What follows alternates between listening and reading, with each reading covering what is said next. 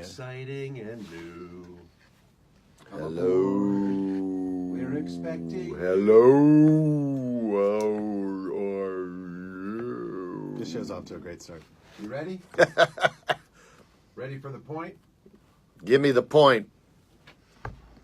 Welcome to the Meyers Jewelers Experience, and this is Jeff, and I am one of the owners of Meyers Jewelers, along with my loving brother, and I say loving brother because we're going to talk Valentine's Day, and Valentine's Day is about what, Morris? It's about love. Something that you have lost. Something I don't have. access Love. It's all about love, and when I think of Meyers Jewelers during the week of Valentine's Day, that's what I think of, is love. Well, let's talk about the love of statistics about Valentine's Day because I have numbers and I want to get you. And you know who else thinks about love? Who? Candy Pack. Candy Pack. First of all, Candy Pack. You are all about love. Candy Pack is one of the good ones out there. Oh, she's a good one. Somebody needs to Yeah. lock that down. All right. Lock her down. Candy's ready. Come to Meyers Jewelers and get her a ring. Unless she's married. If you're married, then have your husband come. Yeah, or just trade up. It's fine. What I want to ask you, Jeff, is do you know the amount of people who celebrate an anniversary on Valentine's Day? That they got married on Valentine's Day? Like when you say the number of people, how many do it each year, or how many have done it in the history? Each year. Oh, how many people each year celebrate? How do I know that? Because I looked it up. I needed to know. You come because up with the craziest, nuttiest stuff. I need to know these answers because I think you see this stuff every single day, but I don't think from time to time you're looking at it and saying it's Valentine's Day. So is this across America? Yes. Across America, I'm going to take a guess that there is 3.4 million people. Oh, that's kind of close. 6 million. 6 million. I was halfway there. And every year, another 6 million get married or engaged on that day. That is a huge number. Really? That's a big number. Hey, everybody, come on in. Well, we're the place to do that. But here's my question. You see people getting engaged or coming in. Yes, I do. On that day alone, how many engagement rings do you think that you see? Because I have no idea. But it's got to be a ton. I mean, you probably see it is 10 a lot. to 15 minimum, I would think. Oh, what, on one day? Yeah. Or buying through the week for that one day? I'm hoping more. I would say more. I'd be curious to see how many people do that. Here's what we're going to do, because I can pull those statistics up. I'm going to pull them up, and then the next show, after Valentine's Day, we're going to have a number on how many people actually came in that week to buy an engagement ring. How about that? Now, that does limit some people because, I'll tell you why. A lot of engagement rings and a lot of people, they have to get it made. Right. It's not ready to go. They have to, either the finger size is way off or they want to change a little something. So it's tough to get that done within a week. So that will limit people that might have been planning, we're going to figure it out because somebody might be planning to give it that day, but they did it 4 weeks ago because they knew they needed time. I just wonder. So we're going to figure it out. When people come in to pick up their jewelry, normally I was there a couple of weeks ago for about 3 hours just talking to people in there and waiting to talk to you. Oh, lucky you. Oh, let me tell you, it was fantastic. But as I'm watching people come in to pick up things or make payments, they're not so much shopping because they've already completed their purchase, but they were getting ready for Valentine's Day. You could hear a lot of that conversation.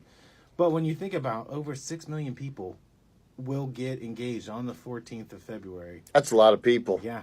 I hope I get a little chunk of that. That's for sure. Because we have the diamond that will blow her socks away.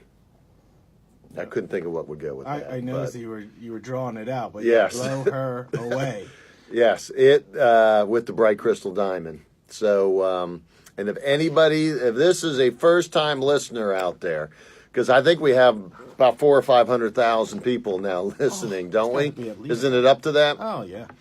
So if you're one of the new ones and have never heard, and you must be living buried in that bottom part of the snowman that's left out in the field out there. The bright crystal diamond is without a question, for the money especially, you are going to find the brightest diamond that you could ever possibly find at Meyers Jewelers. And all you got to do is come in, ask for the bright crystal diamond. And I'm going to do this early in the show. I did this last week because I almost forgot. I did it later in the show. I'm going to do it early. My brother Scott came up with a great idea. Scott, good job. Walk into our store. Go up to anybody, any salesperson. Give them a point like this. See that finger right there? Wait a minute. There you go. Give them the point and say, I want to experience Meyers Jewelers. You do that, you get 10% off anything in the entire store. I don't care what it is. Even if you want to buy Sean, we'll sell her for 10% off. I don't care. We better have a price tag for that first. And we'll negotiate it with her. She does come with a lot of jewelry because she is covered in hearts on fire. You get extra jewelry with it. So with Sean, that is a good value there because you're getting her full array of hearts on fire jewelry because she is the top salesperson in the entire world, and I'm saying world, not Ohio, not Columbus, not Ohio, world for selling hearts on fire jewelry. She is the leading authority, knows everything about it, and she can show you what makes the Hearts on Fire diamond the world's most perfectly cut diamond. And that is even sparklier and brighter than the bright crystal diamond. They do run a little more money, but you are literally getting the brightest diamond in the world. No BS. It's been taken to court. There have been other jewelry cutters, diamond cutters, that have taken Hearts on Fire to the Massachusetts Supreme Court because their corporate headquarters is in Boston. And yes, Jim, you are correct. 3 times. He's heard this before. He loves and they've won it all 3 times. So it's not just lip service. Them telling people that we have the most perfectly cut diamond and the brightest diamond because they've actually had to prove it in a court of law 3 times and have won. So there are multiple options if you're looking to get engaged. If you're looking to get engaged, we got every option you can imagine. Now let me ask you We this. do not have what my father fondly used to call a diamond from, one of the stores that maybe you wouldn't think of selling diamonds, like if you walked into a Kroger store and were decided to buy your engagement ring there just after you bought a slice of bread and lettuce. I like to get crackers and then get engaged. Exactly. He used to love to refer to those as diamonds that look like frozen spit. So a day like today where your spit will freeze, that's what a diamond looks like from there. We don't sell those. Other than that, we can take care of you. When you are looking at, or people are coming in to look at engagement rings, what do you see the majority? You see the females come in first and look, or do you see the men? Yes. The trend today is the female will come in, generally not by herself. She'll come in with a girlfriend or 2 or 3, or her mother, mother-in-law, whoever. And sometimes with the fiance as well. And she picks pretty much what she wants, or she'll pick 2 or 3 rings, and we are really good with that because we understand that's the way it works today. And when the person comes in, the young lady comes in, the older woman, whatever, it's 2nd, 3rd, 4th, 5th marriage, who knows? But they want to pick a ring. We understand they're not going to buy it then. So if your store you're in is a commission-based store, generally those salespeople don't really want to wait on you because they know they're not making the sale now, and they might never see you. They might get the idea and go, okay, I like that. Now go to this store to buy it. We understand that, and we will take all the time you need. We are not a commission-based store. So whether you are looking at a engagement ring for $500 or for $50,000, you will be treated the same. And that was a philosophy my father started when he opened our store 52 years ago. We've never done commission. We never have, and we will never will. And that is the main reason why, because I want somebody that's coming in to buy a $28 Alex and Ani bracelet treated like somebody coming in to buy a $28,000 engagement ring. And we feel that is one of the things that makes our store, Meyers Jewelers, different from a lot of the others, especially the ones, you just walk into in the malls. Let me ask you, you said what you're seeing today Yes. is a young lady coming in with her friends or possibly with a fiance. In 52 years, what has changed about that? Did it used to be the male came in? The male did it all. He came in and he basically winged it. Literally, most of the time had no idea what she wanted.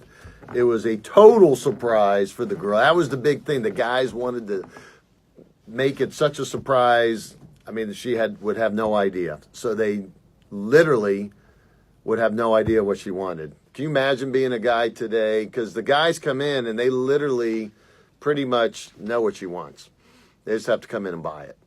I feel like they're just getting dragged along, though, and it's like, this is what I want, and then you pick the date. This is what I want. It better be here before this date. But surprise me with the ring. But, that's pretty much, that's the way it is today. And, with Instagram and Pinterest, I get a lot of guys that will come in with their phones, and they'll say, hey, she's been posting this picture all over Pinterest. I can't get away from it. I'm guessing this is what she wants. So the ones that haven't directly told their guy, this is what I want, they give him very good clues. And the guy can get a pretty good idea somehow what she's wanting. Years ago, 30 years ago, that was not the case. Guy just had to wing it. Now, you got married how long ago? When would you get your engagement ring? Let's see, 2001, 2002. So at that time frame, did she pick out what she pretty much wanted, or gave you I want a round one, I want it white gold, and that's about it? Snapchat, Instagram, all of that stuff. So it was magazines. So she would tear out from a magazine and have them laying around. Yeah, but it wasn't like she was giving it to me. She had a folder. So, but it would the conversation would come up about getting engaged or getting married. So what I did was I went to see Scott with this folder. But so what he had to do was help me figure out, weed out the ones that were round or whatever, princess cut. And we literally kind of counted the articles or the pictures that we had there to figure out which one it was. Which ones looked similar, and they came up with the design. Yeah, but you guys we couldn't find exactly what it was, so you made it. You made the mount, and that's what we do as well. Yeah. So, but we had an experience where we were going to a movie up in Polaris, and we were just going to kill time and walked into a store. But the situation you said about a commission-based person, this lady, I know she was just doing her job, but she was like, can you imagine how great it would be if you guys went to a movie and this was just shining in the movie theater for everyone to see? And it was like, we have 20 minutes before this thing starts. We just happened to walk in, and she's like, you don't want to walk out of here. Your family would probably be let down that you didn't do this today. And I thought, didn't they right then and there? Right. So as we're trying to leave, you've told me this story before about those big box stores where there's somebody at the door that kind of then there's another assistant manager there to try to keep you in the store. They do not want to let you leave. It was like trying to quit a gym. It was like, just give me a ring at this point just so I can go to the movie. I don't care.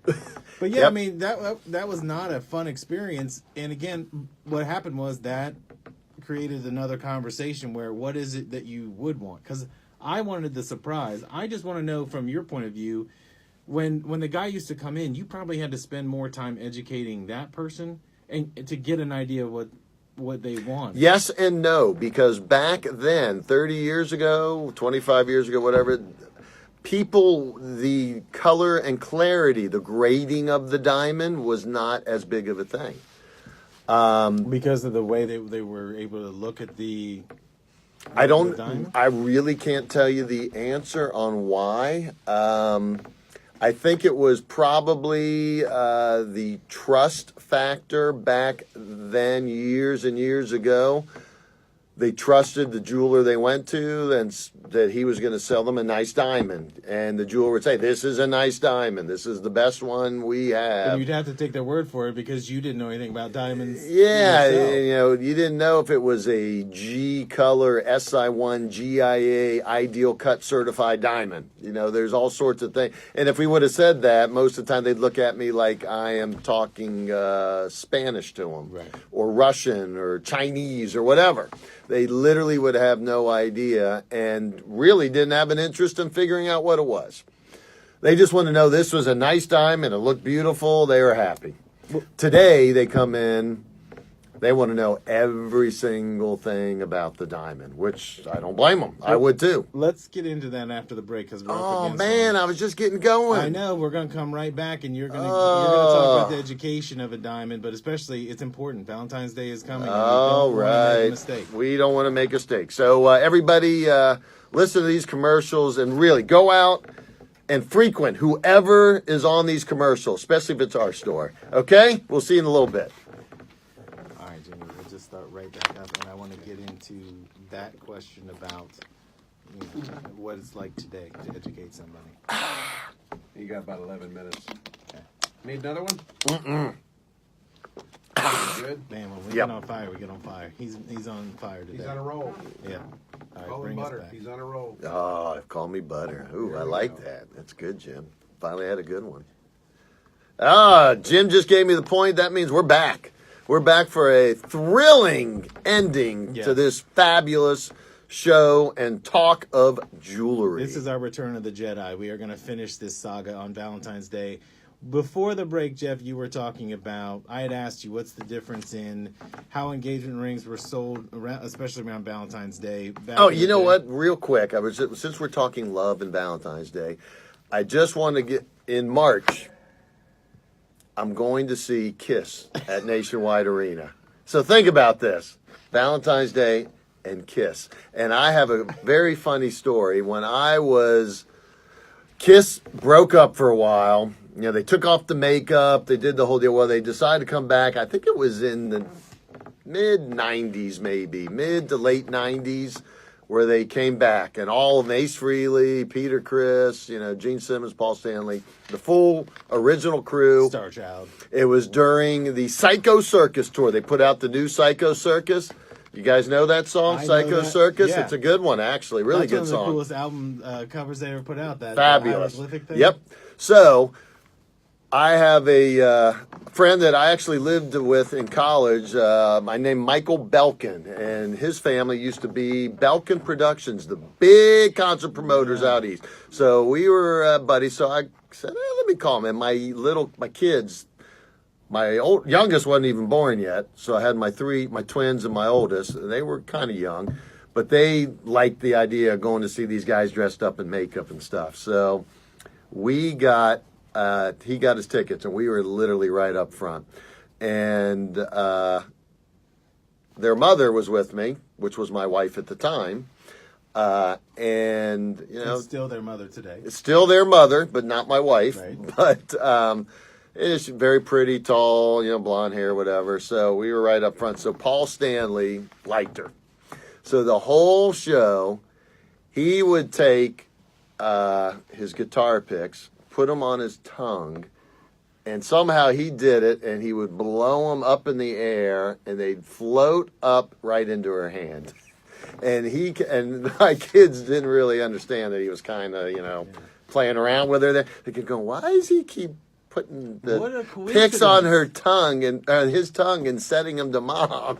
Like, oh, he just wants to give you guys guitar picks, so that's how he's transferring them from the stage. So another She's part. catching these for you. So my son Ethan, who makes all the suits, was Mr. Rock and Roll at a very young age, and they did this one. Oh, the song when Gene Simmons spits out the blood. That's during one of the shows, or during the show, and there was a blood zone where they would drop blood from the ceiling on whoever wanted to go, and they were doing that.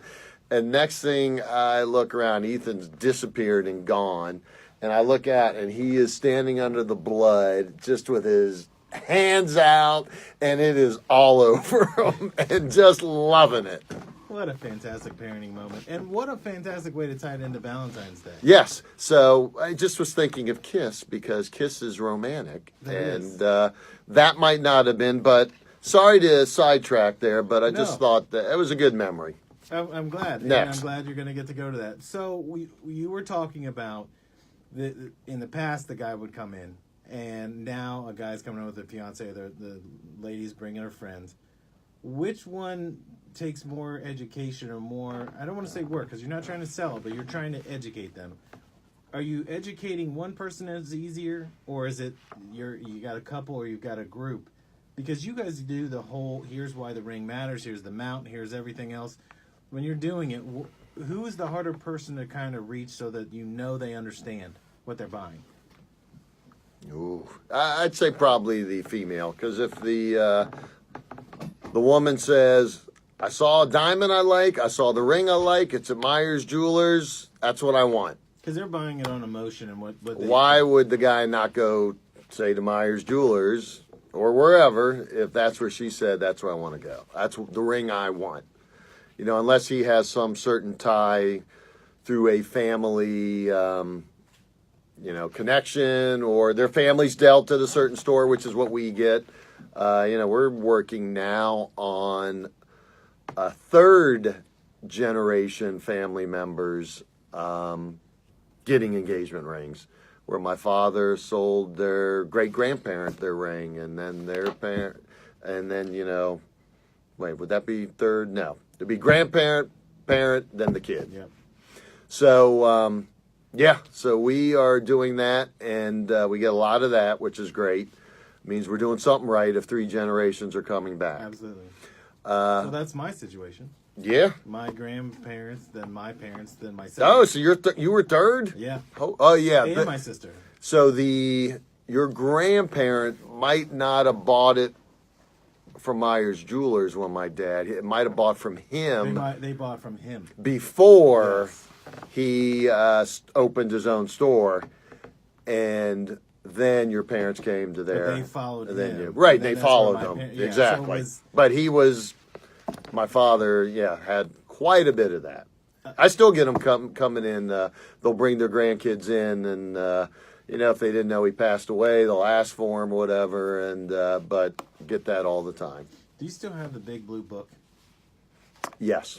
So people may not know this, and that book we don't use it, but I still have it. But here's what I always thought was cool about the big blue book: you could look by date when somebody bought something, and it was all handwritten, and he had everything. You guys wrote in it. Yep. But he had written in it, and you could go back over years and years to look at this thing. Yeah. But years. I remember we looked at it. He actually showed it to me years ago because I didn't understand what he meant by the book. And I thought he meant like a phone book. I mean, this thing was huge and it was handwritten. There'd be all kinds of notes. But I remember all these rings you'd see in February because people were getting engaged at that time. Now, that is, I would say it's probably, although maybe you said 6 million, so that's a lot of folks. I was thinking maybe it's not quite as popular to actually do it on Valentine's Day anymore. Just like I notice a lot of people are getting engaged in the Christmas season, not necessarily on Christmas or actually on New Year's, but in that time frame. Well, you're right. 40% of all engagements happen between the 1st of November and Valentine's Day. Right. So it may be not on that exact day, but in the general area, yes. I wonder if it became passé because everybody would do it. On Valentine's Day, there's going to be no surprise. So maybe if we do it at Thanksgiving, because things seem to have changed. And I think technology has a lot to do with that. Like, you see a lot of people shopping online for jewelry. They may not be buying it that way, but they're in that mode, especially around the holiday season. Yeah. They're feeling like buying jewelry for people, the ones that love it. The last thing I want to ask you before we're out of time. We're out of time already? We're very close. Oh. Does technology help you in terms of, you said people will bring in a picture on their phone? It makes it so easy. Oh, God, it's crazy how even the technology for, I've got, looks like about a minute and a half. I'm going to give a quick synopsis. Someone comes in, they have a picture of a ring. In the old days, I would have to dig through a catalog, try to find the ring. All right. So if I can't find it, what am I going to do? There wasn't much I could do. But then there was a way I could have a jeweler sit there and hand carve out of a wax mold and try to duplicate it. Well, today there's something called a CAD, computer animated design. They can design I could design a ring that has your face on it, and it'll look just like it. It would not be a good seller, but we could do it. So they can design anything and do it on a CAD. And price-wise, it's unbelievable what you can do, and the guy's not spending 3 days trying to carve something. Get it done in a couple hours. So you can literally, yes, technology has helped a ton in that respect. And also for the guy coming in, he can show the picture on the phone. I mean, a whole host of ways that social media has helped getting that perfect ring for the lady that you love out there. Well, tell them, Jeff, before we leave. Yeah, what do you want me to tell them? Engagement ring need, or just want to upgrade from what you've come to Meyers Jewelers. Tell them to experience Meyers Jewelers. You're going to get 10% off anything. Bright crystal diamond, Breitling watch, belly chain, you name it. It doesn't matter. You got to point and say, I want to experience Meyers Jewelers. 10% off anything in the store up through Valentine's Day. And finally, I want to send everybody off with a big experience Meyers Jewelers. Thanks for listening.